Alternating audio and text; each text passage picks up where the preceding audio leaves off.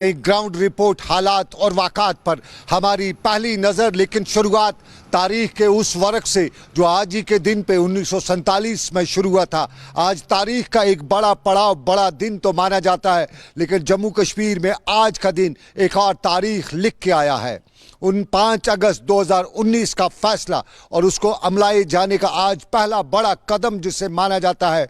और 35A को हटाए जाने के बाद आज बाज़ाब्ता तौर पे मरकज़ी सरकार यानी मिनिस्ट्री ऑफ होम अफेयर्स ने हुक्मनामा जारी करते हुए जम्मू कश्मीर के हवाले से बड़ा हुक्मनामा जारी करते हुए बताया, फैसला किया कि जम्मू कश्मीर में अब कोई भी मुल्क की किसी भी रियासत का, किसी भी ज़ात का, किसी भी धर्म का ज़मीन खरीद सकता है। डोमिसाइल हो ना हो, रेजिडेंटशिप सर्टिफिकेट हो ना हो, लेकिन वो जम्मू कश्मीर में ज़मीन के मालिकाना हकूक़ हासिल कर सकता है। और ये पिछले साल 5 अगस्त को 370-35 से हटाए जाने के बाद का बड़ा फैसला माना जा सकता है। श्रीनगर में आज एलजी की प्रेस कॉन्फ्रेंस के दौरान भी इसी मुद्दे पर सवाल उठाया था और यहाँ पे एलजी ने प्रेस कॉन्फ्रेंस के दौरान बताया कि इस कानून के तहत यहाँ की ज़मीन जो है, ज़री ज़मीन को सिर्फ ज़री इस्तेमाल के लिए ख़रीदा जा सकता है, लेकिन जम्मू कश्मीर से लेकर भारत के लद्दाख खिते तक अब ये बड़ा फैसला लागू होगा। और ये फैसला अब आज से लागू हो चुका है। और इसमें इम्पॉर्टेंट ये है कि ज़री ज़मीन ख़रीदने के लिए या फ़रोख्त करने के लिए ज़री ज़मीन के साथ वाबस्ता होना ज़रूरी है। और कोई भी शख्स सरकार की ज़मीन के पास, किसी भी शख्स के पास ज़मीन के मालिकाना हकूक़ नहीं रह सकते हैं। मालिकाना हकूक़ सरकार के अब रहेंगे ज़मीन के, या सरकार की किसी एजेंसी के ही रह सकते हैं। आज का हुक्मनामा, और इसमें दिलचस्प ये बात भी है कि अगर कोई भी सरकार के इस हुक्मनामे की खिलाफ वर्जी करता है तो उसका पहलू सुनने के बाद इलाके का तहसीलदार उसकी तमाम ज़मीन प्रॉपर्टी को ज़ब्त करके सरकार को दे भी सकता है। और कोई भी शख्स गैर कानूनी तौर पे फ़रोख्त या तोहफे के तौर पर अपनी ज़मीन किसी को नहीं दे सकता है। ऐसा करने पर 10,000 रुपये तक का जुर्माना, 5 साल की कैद हो सकती है। 2019 का बड़ा फैसला 5 अगस्त को आया था और 2020 का बड़ा फैसला आज के दिन पे आया है। आज का दिन जो तारीख में पहले भी एक बड़ा फैसला कर चुका है। 1947 में बड़ा फैसला और 2020 में बड़ा फैसला, लगभग 70 साल बाद एक बड़ा फैसला देखने को आज मिला है। और ये जम्मू कश्मीर और लद्दाख के खित्ते के हवाले से मिनिस्ट्री ऑफ होम अफेयर्स का आज का हुक्मनामा है। और इसी के साथ साथ उस दूसरे पहलू पे नजर डालें तो नेशनल कॉन्फ्रेंस से लेके रियासत की सियासी जमातों ने इस पे कड़े अल्फाज में रद्द-ए-अमल भी जाहिर किया है।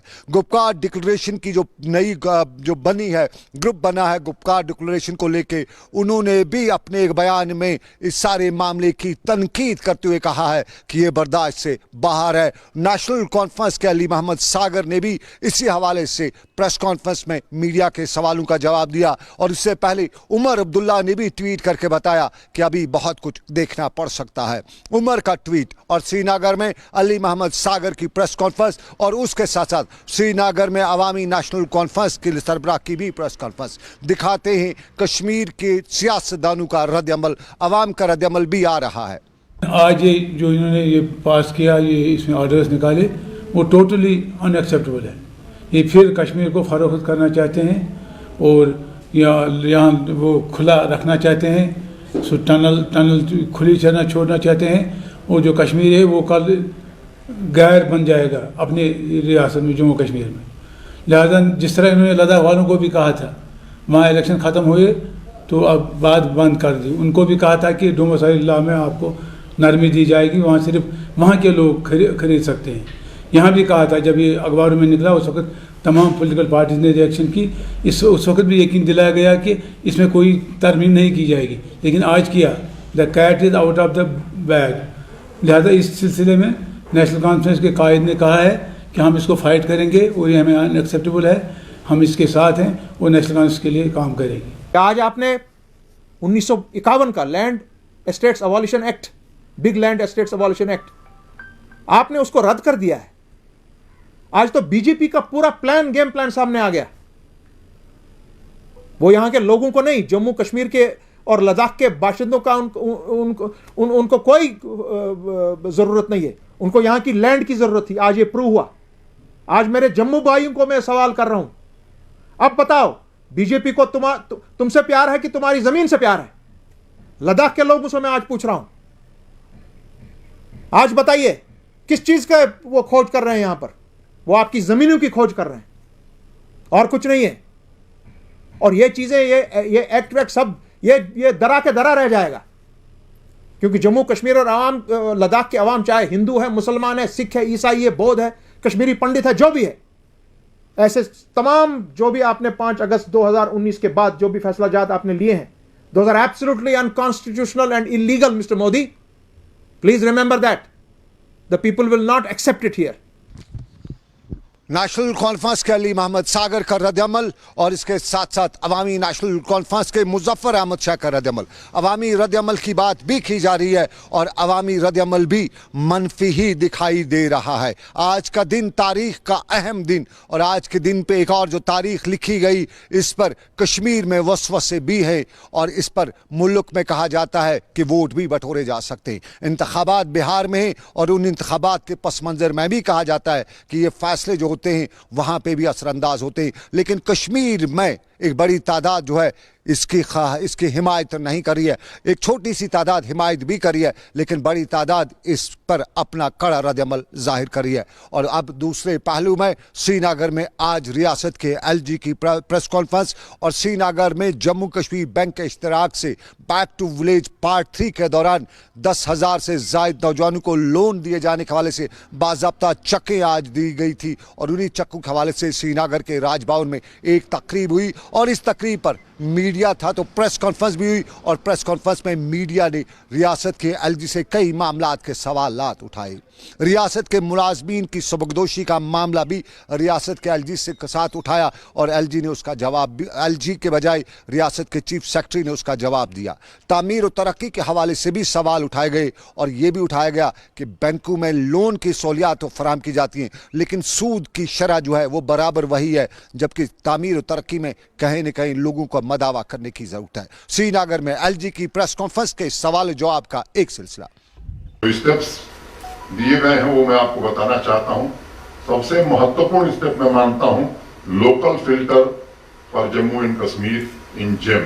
ये पहली बार मुझे लगता है कि शायद भारत सरकार ने जम्मू कश्मीर प्रशासन के अनुरोध पर यह बड़ा फैसला किया है, जिससे यहाँ की इंडस्ट्री को बड़ा लाभ मिलने वाला है।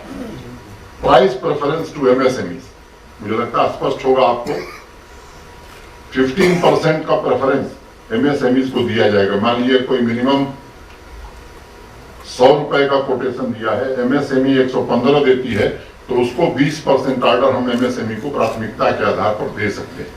Mandatory procurement of 20% from the local MSME with in the strict time frame, release of FDR CDR in expeditious manner on completion of work। एक बड़ी शिकायत आती थी काम खत्म हो गया FDR, तो मैंडेटरी कर दिया कि 1 महीने में कंपल्सरली वापस कर देना है। Sensitisation of departments, buyer seller meets 15 दिन में हम शुरू करने जा रहे हैं। Capacity building of local MSMEs, review of SROs related to GST reimbursements, review of upper limit of allowed usage of land in industrial area. सामान्य तौर पर 40% लैंड अलाउड थी यूज करने के लिए, एक विचार आया है कि 60% तक लोग यूज कर सकें। इस दिशा में हम काम कर रहे हैं। इट डज नॉट मीन कि इस प्रदेश में काम कर रहे 4.5 लाख लोगों को रातों रात रिटायर किया जाएगा। अगर उसका सरकारी नौकरी में रहने से किसी का फायदा नहीं हो रहा है कि वो काम नहीं कर रहा है, तो रिटायर करने का अधिकार सरकार को है अगर वो 48 ईयर से ऊपर है। ऐसे प्रोविजंस भारत सरकार में भी हैं, जम्मू एंड कश्मीर में भी पहले से भी थे। हमने कोई नया चीज नहीं लाया है, हमने एक दिन का भी फर्क नहीं लाया। जो पुराना लॉ था उसके नए इंडियन कॉन्स्टिट्यूशन के अनुरूप बाकी चीजें हमने एडजस्ट की, एज में हमने कोई बदलाव नहीं लाया है। सारे मीडिया भाइयों से बहनों से दरखास्त है कि इस गलतफहमी को दूर करिए, कहीं रिटायरमेंट एज 48 नहीं किया गया है। अगर कोई व्यक्ति है तनख्वाह ले रहा है और पिछले 3 साल से नौकरी में दफ्तर नहीं आ रहा है, तो हमें रिटायर करने का हक है। बस। जो हम लोग के इम्प्रेशन है कि पहले लोन, छोटे छोटे लोन लेने के लिए भी लोगों को कई चक्कर लगाने पड़ते थे। आज B2 B3 में ऑफिसर्स क्या आइडेंटिफाई किया और उनको 15-20 दिनों के अंदर लोन मिल रहा है। मेरी बात सुन लीजिए।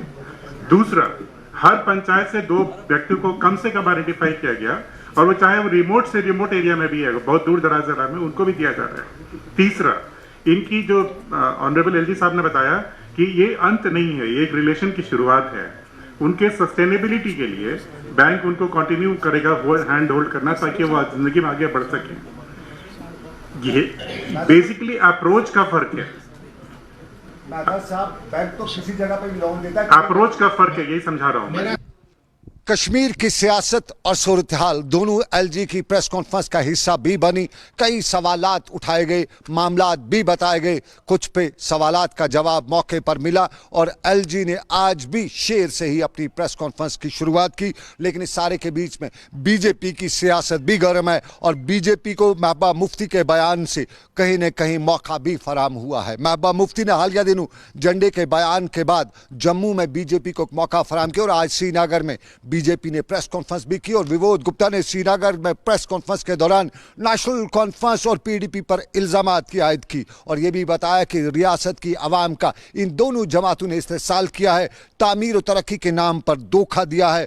और फारूक अब्दुल्ला के 35A पर और 370 और उसके साथ साथ महबूबा मुफ्ती के तिरंगा मुखालिफ बयान को उन्होंने बताया कि ये मुल्क मुखालिफ बयान है, और दोनों के खिलाफ कार्रवाई की उन्होंने अपील भी की। जिस तिरंगे के नीचे उन्होंने दिल्ली के अंदर अमर अब्दुल्ला जो है फॉरेन मिनिस्टर रहा, जिस तिरंगे के नीचे फारूक अब्दुल्ला जो है वो मिनिस्टर रहा, वो अपना स्टैंड क्लियर करें कि महबूबा मुफ्ती ने जो बोला है कि क्या वो उसके साथ है। और मैं कांग्रेस और बाकी लोगों से भी पूछना चाहूँगा कि फारूक अब्दुल्ला ने जो स्टेटमेंट दी, फारूक अब्दुल्ला ने जो कहा कि चाइना की सहायता के साथ मैं 370 और 35 से वापस लाऊंगा, कांग्रेस इस पर अपना स्टैंड क्लियर करे, वो बताए कि क्या वो फारूक अब्दुल्ला के स्टैंड के साथ है। फारूक अब्दुल्ला का ये स्टैंड, बात कहनी 370 और 35A को लेकर, वो फारूक अब्दुल्ला के ऊपर देशद्रोह का मुकदमा जो है वो दायर होना चाहिए। मैं फारूक अब्दुल्ला साहब से पूछना चाहता हूँ, वो बताएं। उन्होंने एक ही फायदा पहुंचाया, वो कहते हैं कि 370 और 35A से हम देश के कानून यहाँ नहीं लाने देंगे। उन्होंने एक बड़ा कानून यहाँ पर लाया कश्मीर के लोगों को मारने के लिए, कश्मीर के लोगों को, नौजवानों को जेल में डालने के लिए। आपको भी याद होना चाहिए, जम्मू कश्मीर पहली स्टेट थी जिस स्टेट में फारूक अब्दुल्ला ने पोटा लागू किया था। जम्मू कश्मीर पहली स्टेट थी जिस स्टेट में पोटा लागू हुआ। मैं पूछना चाहता हूं फारूक अब्दुल्ला से, वो पोटा क्यों लागू किया गया। मैं पूछना चाहता हूं फारूक अब्दुल्ला से कि वो ये बताएं कि जिस वक्त उनकी यहाँ पर 2/3 मेजॉरिटी थी और यहाँ की उनकी गवर्नमेंट ने ऑटोनॉमी का बिल पास यहाँ से किया, और बिल पास करके एनडीए की हमारी गवर्नमेंट थी दिल्ली में भेजा, और उस गवर्नमेंट में अमर अब्दुल्ला मिनिस्टर थे, और हमारी वहाँ की गवर्नमेंट ने उनके ऑटोनॉमी के बिल को फाड़कर रद्दी के टोकरी में डाल दिया था। उस समय अमर अब्दुल्ला ने रिजाइन क्यों नहीं दिया अगर उसके कश्मीर के साथ प्यार था। आज वही महबूबा मुफ्ती बात करती है। वो उस समय की उनकी स्टेटमेंट थी कि जम्मू कश्मीर का हल अगर कोई करेगा तो वो नरेंद्र भाई मोदी करेंगे। जब नरेंद्र भाई मोदी जी ने 5 अगस्त 2019 को हल कर दिया तो परेशानी किस बात की भाई। आज तो एक ही परेशानी है देश को, आज एक ही बात है कि पीओजे को हमें वापस लेना है, पाक ऑक्युपाइड जम्मू कश्मीर को हमें वापस लेना है, गिलगित बल्तिस्तान को हमको वापस लेना है। यही बात है।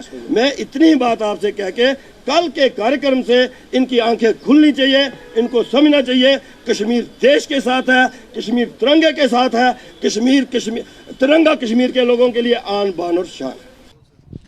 फारूक अब्दुल्ला के खिलाफ कार्रवाई होनी चाहिए, महबूबा मुफ्ती के खिलाफ कार्रवाई होनी चाहिए। विनोद गुप्ता बीजेपी के लीडर की श्रीनगर में प्रेस कॉन्फ्रेंस, लेकिन देवेंद्र सिंह राणा नेशनल कॉन्फ्रेंस के लीडर हैं और उन्होंने अपने एक बयान में आज बताया है कि मुल्क की आन बान और शान के खिलाफ कोई भी समझौता नहीं करने की इजाज़त दी जाएगी, और इसके साथ साथ उन्होंने कहा कि मुल्क के खिलाफ कोई बात बर्दाश्त भी नहीं होगी। ताहम फारूक अब्दुल्ला और यहाँ गुपकार डिक्लेरेशन की हिमायत करते हुए उन्होंने बताया कि श्रीनगर या कश्मीर वादी में जो नया इत्तेहाद वजूद में आया है, जिसमें PDP भी है, शब बीजेपी भी है, नेशनल कॉन्फ्रेंस भी है, पीपल्स कॉन्फ्रेंस भी है, दूसरी जमातें भी हैं, वो इत्तेहाद बीजेपी के खिलाफ है, मुल्क के खिलाफ नहीं है, क्योंकि वो इत्तेहाद बीजेपी मुल्क के बकौल देवेंद्र सिंह राणा के मुल्क के हालात बदलना चाहती है, इसलिए कश्मीर में ये इत्तेहाद कायम हुआ है, ना कि ये इत्तेहाद मुल्क के खिलाफ है।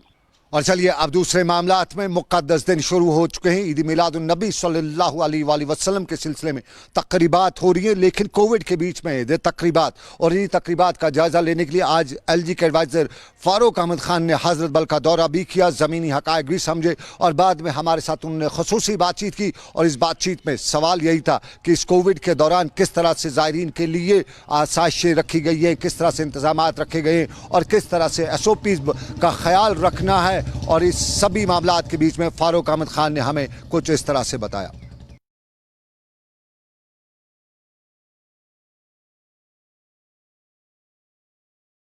जहाँ जहाँ पे भी कुछ इम्प्रूवमेंट लाना था या कुछ और एडिशनल कुछ मराहत देनी थी ज़ायरीन के लिए, वो डिस्कस हुई।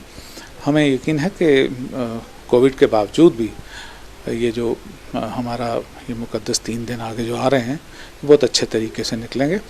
उसमें जैसे आपको मालूम ही होगा कि कोविड की वजह से हमने नाइट का जो प्रेयर्स थी उनमें थोड़ा रिक्वेस्ट की है कि वो नहीं, और सारे स्टेक होल्डर्स को कॉन्फिडेंस में लेकर ये किया गया।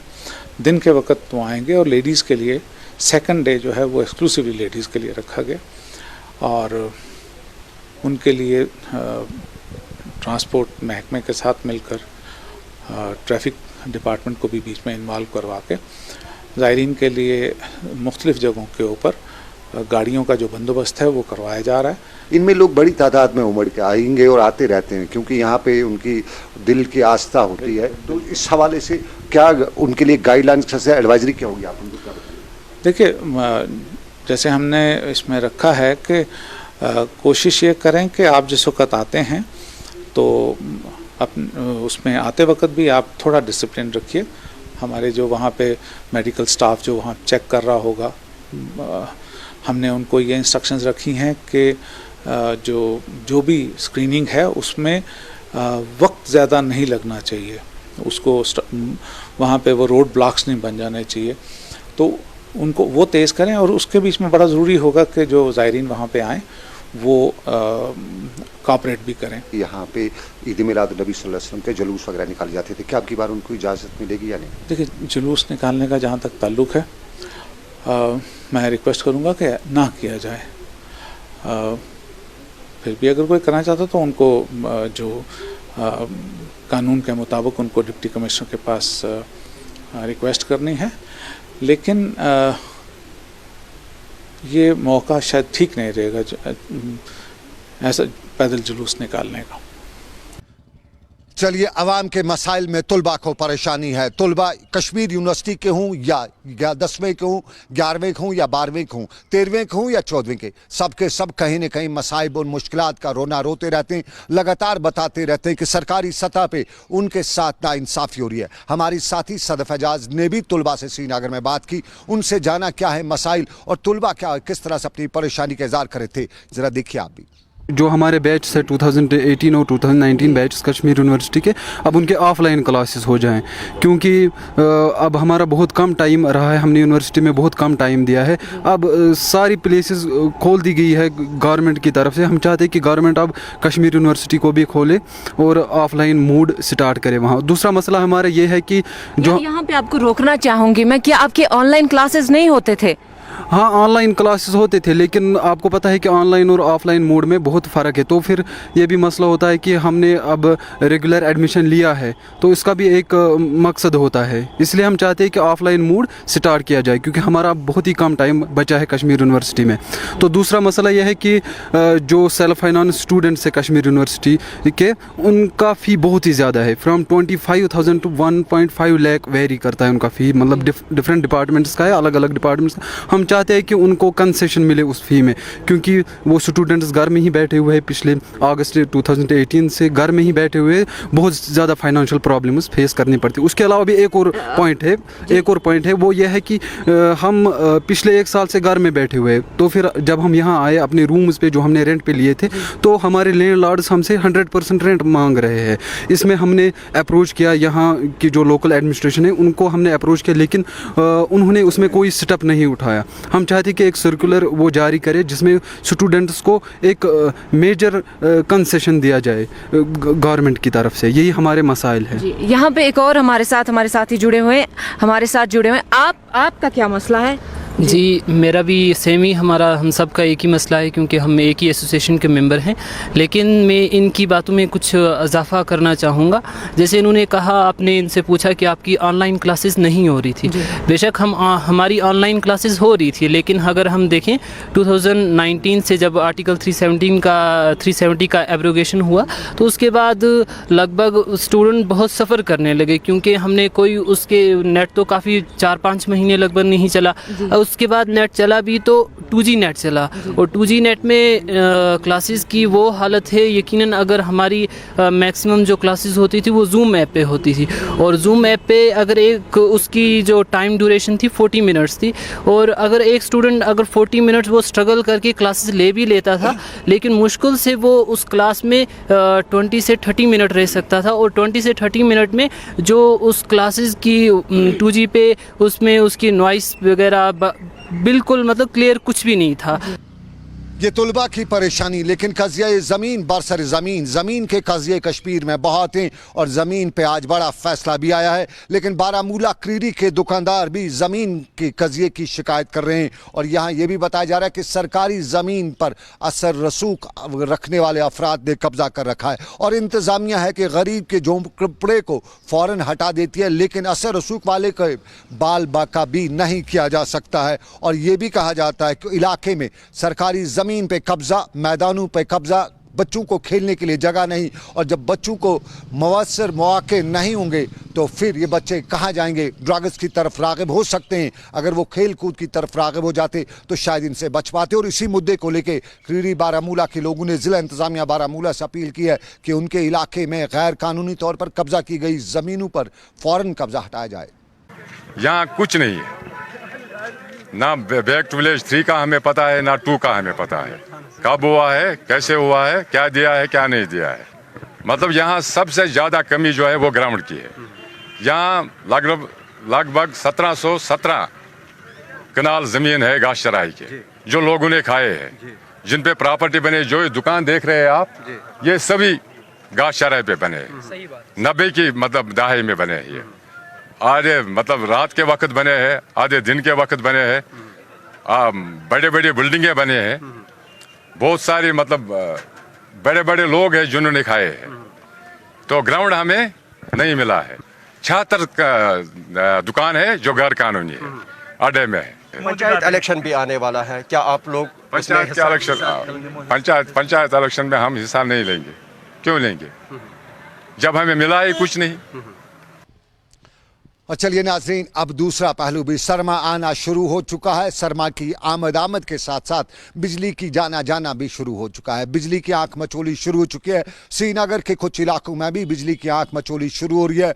अनशेड्यूल्ड कट्स लगना शुरू हो चुके हैं, और इन्हीं अनशेड्यूल्ड कट्स की वजह से लोगों को परेशान होना पड़ रहा है। इन अनशेड्यूल्ड कट्स की वजह एक खुद भी आवाम है जिम्मेदार है, क्योंकि 24 घंटे आपके घर के में बॉयलर चलता रहता है पानी गर्म करने के लिए।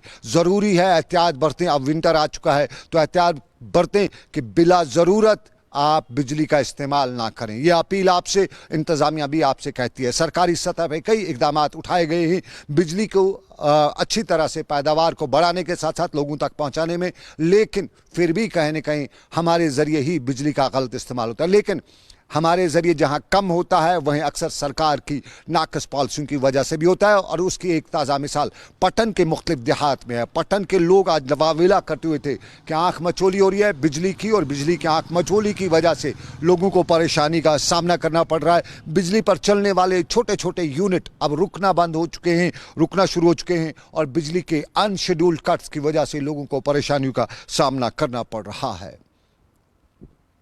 यहाँ पट्टन में अगर आप देखो अनशेड्यूल कटौती होती है पावर की। अभी तो विंटर शुरू नहीं हुआ, अभी तो अक्टूबर ही चल रहा है, तो बहुत प्रॉब्लम हो रही है यहाँ पावर की। बदकिस्मती यह है कि ये जो यहाँ का रिसीविंग स्टेशन है वो बहुत पुराना है, उसमें मशीनरी जो है वो बहुत पुराने हैं। हमने बहुत बार गवर्नमेंट से अपील की है कि ये मशीनरी जो है इनको चेंज किया जाए ताकि लोगों को ये परेशानियाँ सर्दियों में ना हो जाए, क्योंकि बहुत परेशानियाँ हो रही हैं। जबकि ये जो यहाँ के एम्प्लॉय है वो बहुत काम कर रहे हैं, मगर जब सिस्टम ही ख़राब है तो वो बेचारे क्या करेंगे। इसलिए मेहरबानी करके ये रिसीविंग स्टेशन रिपेयर होना चाहिए, इसमें नए मशीनरी रहनी चाहिए ताकि लोगों को ये बिजली की परेशानियां दूर हो जाए। ये पटन का इलाका, लेकिन हाजन बांडीपोरा के इलाके में भी बिजली के ट्रांसफार्मर से इलाके के लोगों के लिए परेशानी पैदा हो चुकी है। और यही बताया जाता है कि यहाँ पे बिजली का नया ट्रांसफार्मर को नस्ब करने के लिए चंद साल कबल मंजूरी तो दी गई थी, लेकिन ट्रांसफार्मर नस्ब नहीं हुआ। कहीं सियासत आड़े आई तो कहीं इलाके की ब्यूरोक्रेसी, और यूं इलाके में बिजली का नया ट्रांसफार्मर नस्ब न होने की वजह से इलाके में आज लोगों को बिजली की परेशानी का सामना करना पड़ रहा है। और आज इलाके में लोगों ने जोरदार एहतजाज करते हुए दम की तक दे डाली कि अगले 2 घंटे काफ़ी अहम है, अगले 2 दिन, माफ़ कीजिएगा 2 दिन काफ़ी अहम है, वरना 2 दिन के बाद कुछ और भी हो सकता है। चलिए, हमने इससे पहले अगली खबर में बच्चों की बात की थी, लेकिन स्कूल में बच्चों को परेशानियां, अक्सर स्कूलों में शिकायतें आती रहती हैं। और गवर्नमेंट हाई सेकेंडरी स्कूल राजिलू कुंड, ये काजीगुंड का इलाका है, यहाँ में ज़ेर तालीम तलबा की शिकायत है कि इलाके स्कूल में बुनियादी सहूलियात का फुकदान है और क्लासरूम में सफाई सुथराई न होने की वजह से बच्चों को मुश्किलात का सामना करना पड़ता है। और खेलने के लिए साफ जाहिर है, जब मैदान नहीं होगा तो बच्चे खेलें कैसे। और इलाके के बच्चे, स्कूल के बच्चे बता रहे थे कि कहीं न कहीं सरकार कुछ रकूमात कर सके तो इलाके के स्कूल में एक नया सिलसिला भी शुरू किया जा सकता है।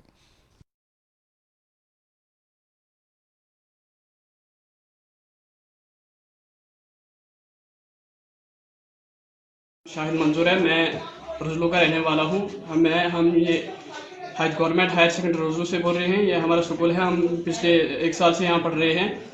मैं इससे पहले प्राइवेट स्कूल में पढ़ता था, वहाँ की कंडीशन बहुत अच्छी थी, बहुत सफाई थी वहाँ पे, वो अच्छी तरह से स्कूल बनाए थे, क्लासरूम बनाए थे, कोई प्रॉब्लम नहीं होती थी। लेकिन यहाँ पर हमें बहुत प्रॉब्लम देखने को मिलती है, ना स्कूल्स अच्छे हैं, ना क्लासरूम्स अच्छे हैं, वेरी बैड कंडीशन है यहाँ पे, कुछ भी ठीक नहीं है। और तो यहाँ पे एक ग्राउंड था हमारा छोटा सा, उसमें भी एक बिल्डिंग लगा दी बीच में से, ना खेलने के लिए कुछ रहा ना कुछ। और बस ये क्लासरूम की कंडीशन भी देख के जब भी सर आता है पहले उसको यहाँ ठीक तरह से पढ़ाना नहीं आता है, और दूसरा हम अच्छी तरह से यहाँ कंफर्टेबल नहीं रहते हैं। काजीगुंड में बच्चे परेशान तो डोडा में अवाम परेशान। और अवाम अमूर सार्फिन महकमे के कायम आधार सेवा केंद्र में कंप्यूटर की खराबी की वजह से परेशान है। बताया जाता है कि इस केंद्र में कंप्यूटर अक्सर ख़राब रहता है। इलाके के लोग दूर दराज के इलाके से आते हैं, गाँव से आते हैं, लेकिन यहाँ अफसरान अक्सर यही शिकायत करते हैं कि उनका कंप्यूटर ख़राब है और कंप्यूटर की ख़राबी का बहाना करके